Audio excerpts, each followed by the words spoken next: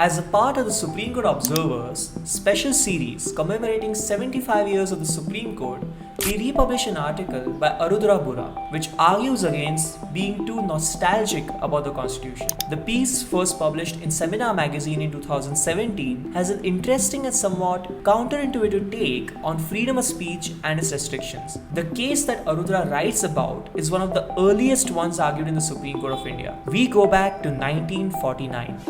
Romesh Thapar's journal, Crossroads, was banned from being circulated in Madras under the Madras Maintenance of Public Order Act. Crossroads published commentary and cartoons that often criticized the Congress government. Thapar challenged the ban. The new Supreme Court took up the case, struck down the act, and allowed Crossroads to hit the stands again. The court said that the Madras Public Order Statute violated the freedom of speech, as suppressing it to maintain public order was not a restriction under Article 19(2). As per the article, anyone could publish anything as long as it was not in contempt of court, undermine the security of the state, or try to overthrow it. In the case, the Supreme Court made a distinction between large-scale violence and minor breaches of peace. If the violence sought to be prevented by the law did not endanger foundations of the state, the law could be struck down as violating the freedom of speech and expression.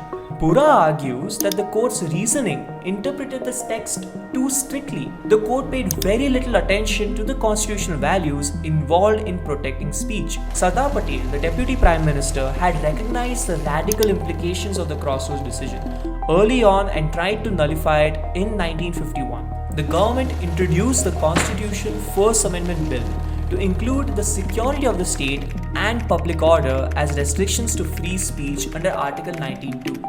Naturally, it was heavily criticized, but even Jawaharlal Nehru and B.R. Ambedkar agreed it was necessary. Agreeing with the necessity of the First Amendment, Burra writes that endorsing free speech and recognizing the value of restricting it can coexist, especially in instances where the restriction can prevent violence.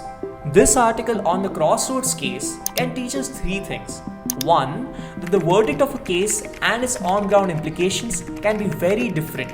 While Crossroads deserved to be circulated, the court missed a chance of setting jurisprudence of freedom of speech. Second, that the Constitution may not always be equipped for all challenges, requiring amendments and changes from time to time. And third, with great freedom comes great responsibility.